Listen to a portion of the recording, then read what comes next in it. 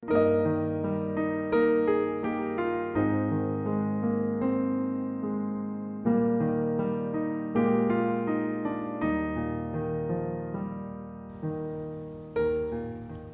sore ibu-ibu yang dikasihi Tuhan Yesus. Selamat berjumpa kembali dalam persekutuan Komisi Wanita secara online pada sore hari ini. Apa kabar ibu-ibu? Semoga kita semua dalam keadaan baik-baik dan sehat-sehat ya ibu-ibu. Kita sangat bersyukur karena penyertaan Tuhan, kasih karunia Tuhan. Pada sore hari ini kita diberi kesempatan boleh bersekutu bersama-sama. Kita tetap semangat ya ibu-ibu, menanti waktunya Tuhan kita boleh berkumpul bersama-sama di gereja. Baik, sebelum kita memulai ibadah kita, persekutuan kita, mari kita mempersiapkan diri, kita bersaat teduh dan berdoa.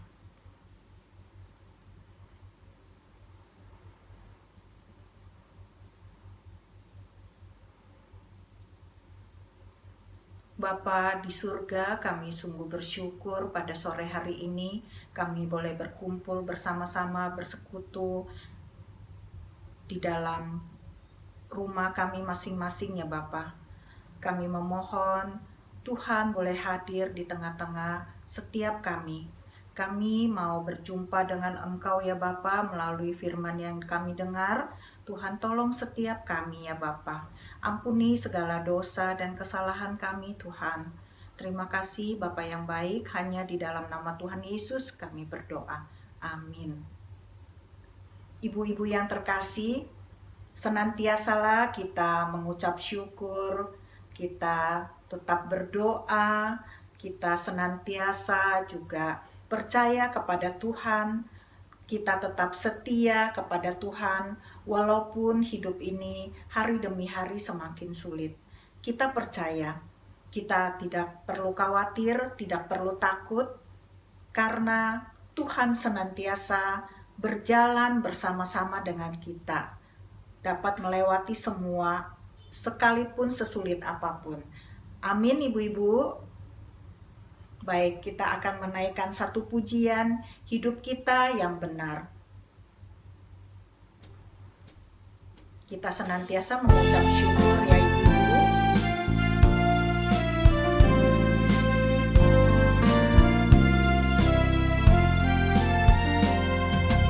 Hidup kita yang benar haruslah mengucap syukur, dalam Kristus bergemar, janganlah terkebun.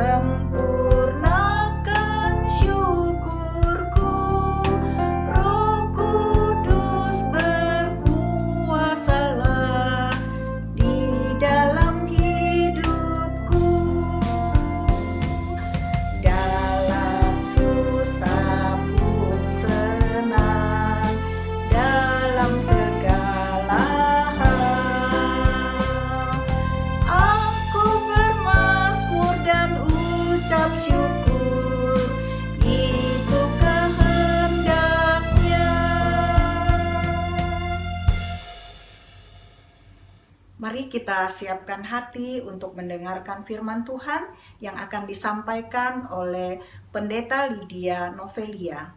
Setelah kita mendengarkan firman Tuhan, kita akan menyaksikan persembahan pujian dari GKI Jambi. Selamat siang ibu-ibu yang dikasihi Tuhan, apa kabar? Kita bersyukur sampai hari ini kita masih sehat, masih semangat. Kita juga bersyukur kepada Tuhan siang hari ini kita bisa mengadakan persekutuan wanita walaupun dengan online. Mari kita berdoa. Bapa di surga, terima kasih untuk kasih sayang-Mu kepada kami. Tiap hari beserta kami, memelihara kami. Kami bersyukur siang hari ini kami boleh bersama dengan ibu-ibu dimanapun kami berada, di rumah masing-masing, namun kami dapat beribadah bersama pada saat ini. Kami akan membaca firman Tuhan.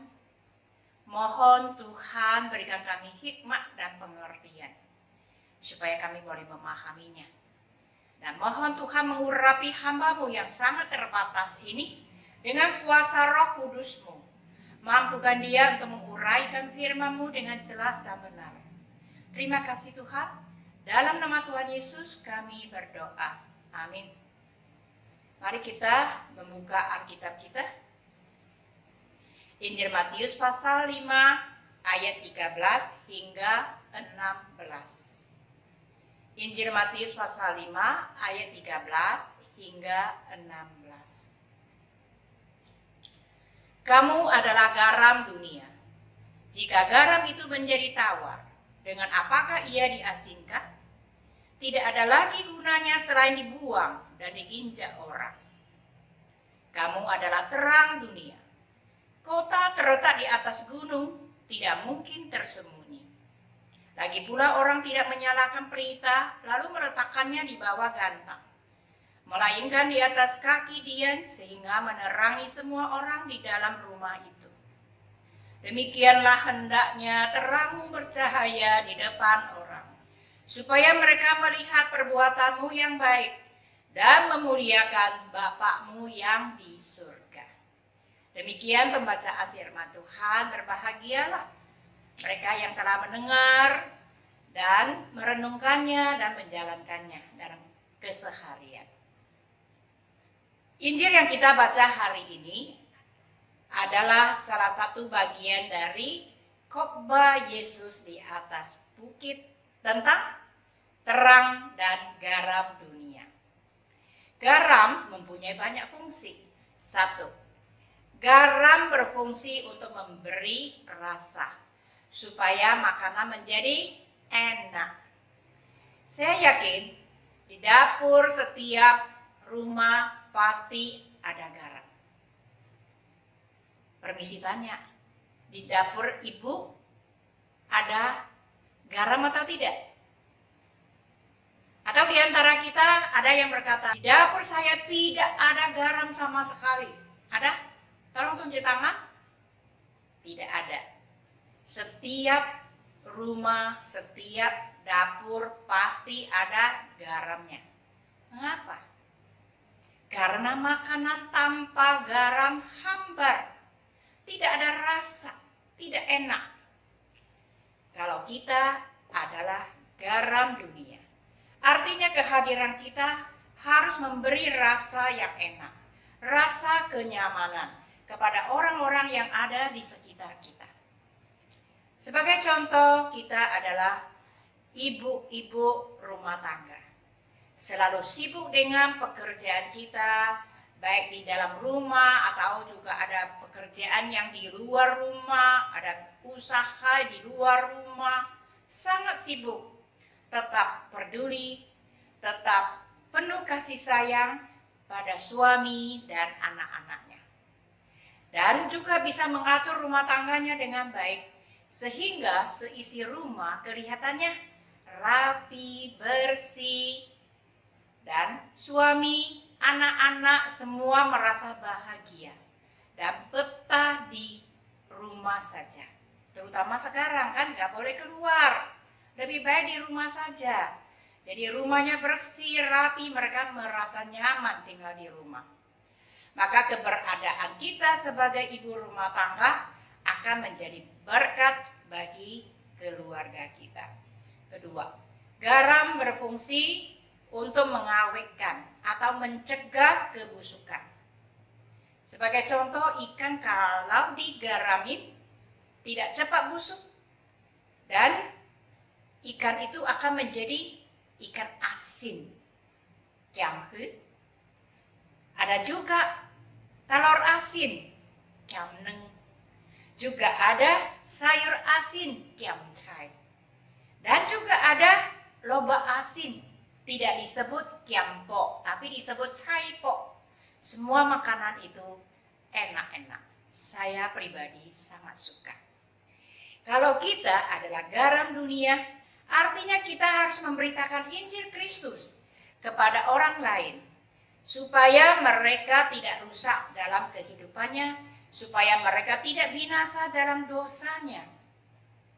Pemberitaan Injil yang disertai dengan perbuatan yang baik, kelakuan yang baik, juga disertai dengan doa, supaya orang itu dijamah oleh Roh Kudus dan dapat percaya kepada Yesus Kristus, beroleh hidup yang kekal.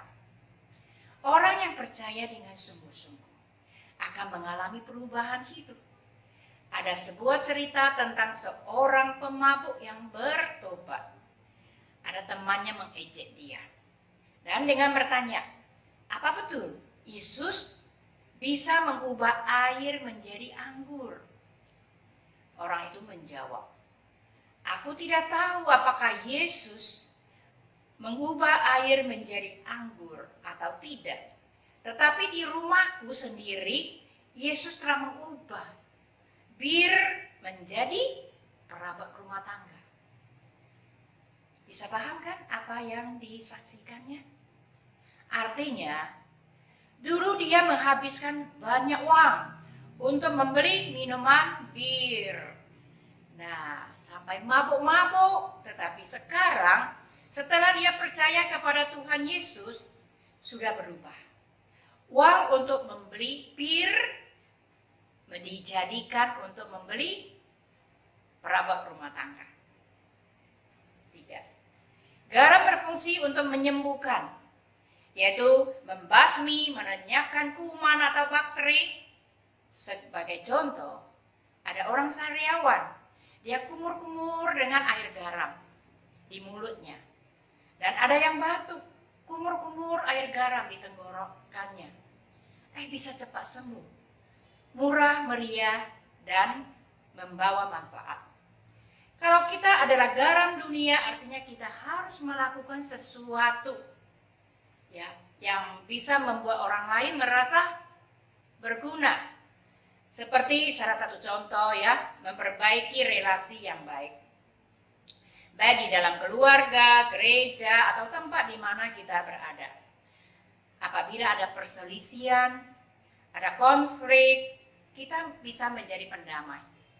Di mana ada kita, di situ ada damai. Bukan sebaliknya, di mana ada kita, di situ ada pertengkaran, ada permusuhan. Tidak demikian, Tempat. Garam berfungsi untuk mempengaruhi, bukan dipengaruhi sayur atau buah-buahan. Jika direndam dengan air garam, ada manfaatnya. Seperti buah apel. Setelah dikupas kulitnya, dia cepat berubah warna. Tapi jika dia direndam dengan air garam, tetap kelihatannya segar. Nah, air garam telah mempengaruhi buah apel itu menjadi segar setelah dikupas kulitnya. Nah, kalau kita adalah garam dunia, artinya kita dapat mempengaruhi orang lain. Sebagai contoh, orang yang kerja di kantor, ada jam kerjanya. Kita yang datang ke gereja untuk beribadah, ada jam ibadahnya. Jadi kita selalu datang lebih awal dan tidak terlambat. Itu adalah sikap yang baik yang dapat menjadi contoh, yang dapat mempengaruhi orang lain supaya lain kali mereka juga seperti kita. On time. disiplin waktu. Bukan sebaliknya kita yang dipengaruhi orang lain. Oh, si A selalu terlambat. Oh, si B selalu terlambat. Minggu depan dan seterusnya, saya juga ikut terlambat. Tidak, ya, fungsi garam adalah untuk mempengaruhi, bukan dipengaruhi. Mari kita memeriksa diri kita, apakah kita telah memiliki fungsi garam dan dapat memberi dampak dengan berbagai perbuatan yang baik seperti tadi kita sudah bahas. Pertama adalah dapat mengurus rumah tangga dengan baik sehingga suami dan anak-anak merasa nyaman dan bahagia. Kedua, bisa memberitakan Injil melalui kesaksian hidup kita yang baik sehingga orang lain beroleh keselamatan. Ketiga, menjadi pendamai sehingga di mana ada kita, di situ ada damai, tidak ada pertengkaran. Keempat, menjadi teladan yang baik dapat mempengaruhi orang lain mengikuti kita melakukan sesuatu yang baik. Itu fungsi garam dalam kehidupan kita. Yesus berkata, kamu adalah garam dunia. Jika garam menjadi tawar, dengan apakah ia diasinkan? Tidak ada lagi gunanya selain dibuang dan diinjak-injak orang. Sekarang fungsi terang. Fungsi terang adalah untuk menerangi tempat yang gelap menjadi terang. Kalau kita adalah terang dunia, artinya kita harus membawa terang Kristus ke tengah-tengah mereka yang masih hidup dalam kegelapan, masih hidup di dalam dosa, supaya mereka dapat mengenal kasih Kristus dan menerima Yesus sebagai juru selamatnya dan hidup dalam terang seperti kita. Kita yang sudah percaya kepada Tuhan Yesus Kristus, hidup kita bagaikan kota yang dibangun di atas gunung. Tidak mungkin tersembunyi. Nah, kota yang dibangun di atas gunung itu kokoh atau cepat runtuh? Sangat kokoh karena dibangun di atas gunung. Sangat kokoh, sangat kuat, dan sangat gampang dilihat orang. Karena tinggi kan? Nah, artinya kehidupan kita yang dibangun di atas firman Tuhan pasti sangat kuat. Karena dasarnya firman Tuhan. Dan perbuatan kita yang kita lakukan, perbuatan yang baik, karakter yang baik, sangat gampang dilihat orang. Oleh sebab itu, kita harus selalu waspada dengan hidup kita. Tetap hidup sebagai terang dengan berbagai karakter yang baik untuk menerangi orang lain yang ada di sekitar kita dan untuk memuliakan nama Tuhan. Seperti yang dicatat dalam Matius pasal 5 ayat 16. Mari kita baca bersama. Demikianlah hendaknya terangmu bercahaya di depan orang, supaya mereka melihat perbuatanmu yang baik dan memuliakan Bapakmu yang di surga. Mari kita berdoa. Tuhan Yesus, terima kasih untuk firman-Mu. Kami bersyukur firman-Mu menyegarkan jiwa kami.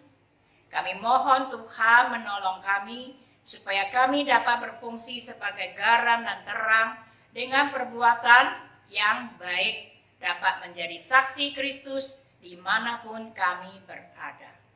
Terima kasih Tuhan telah mendengar seruan doa kami. Dalam nama Tuhan Yesus kami berdoa. Amin. Tuhan Yesus memberkati kita semua. Kita akan mendengar sebuah lagu yang dinyanyikan oleh seorang remaja dari GKI Jambi. Temanya adalah Garam dan Terangmu.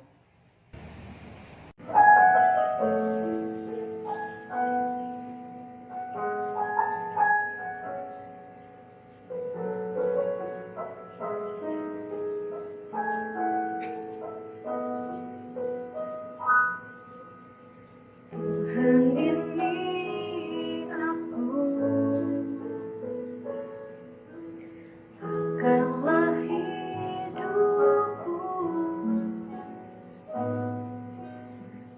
Ajarku mengikuti jejakmu dalam setiap jalanmu.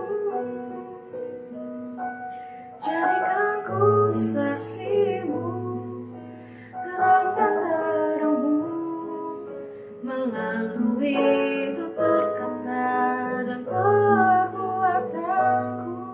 Segenap hidupku harumkan namamu, memancarkan kasihmu di setiap langkahku.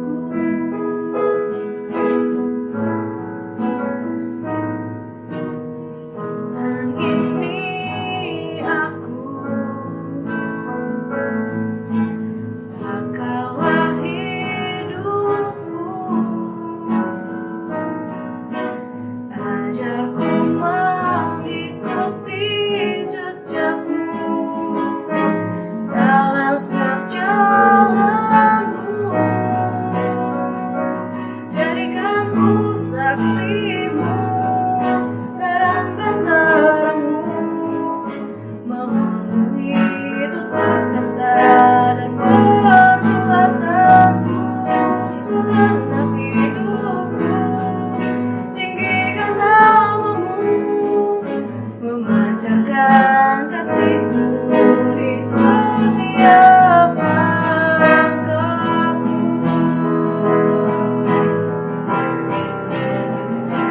Jadikan ku saksimu, garam dan terangmu, melalui tutur kata dan perbuatanku. Segenap hidupku tinggikan namamu, memancarkan kasihmu di setiap langkahku, memancarkan kasihmu di setiap langkahku.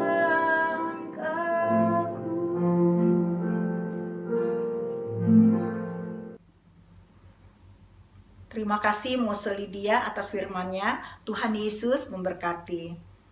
Mari kita meresponi firman Tuhan yang baru saja kita dengar dengan sebuah pujian, "Ku suka mengabarkan."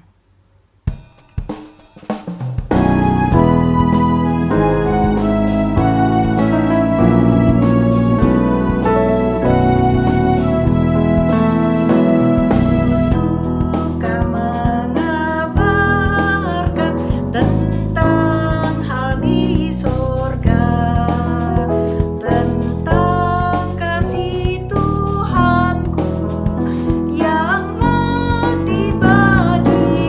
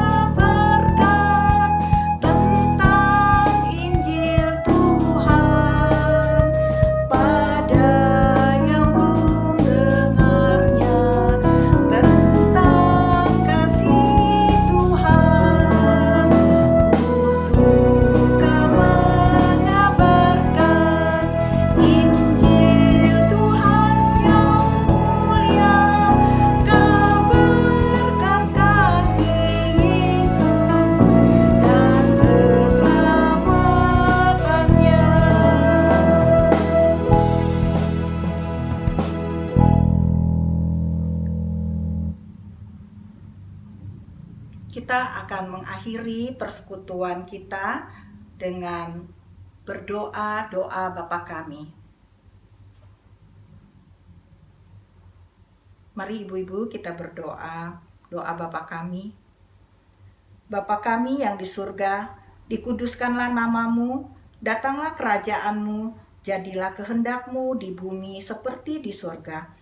Berikanlah kami pada hari ini makanan kami yang secukupnya, dan ampuni kami akan kesalahan kami, seperti kami juga mengampuni orang yang bersalah kepada kami. Dan janganlah membawa kami ke dalam pencobaan, tetapi lepaskanlah kami daripada yang jahat. Karena Engkaulah yang mempunyai kerajaan dan kuasa dan kemuliaan sampai selama-lamanya.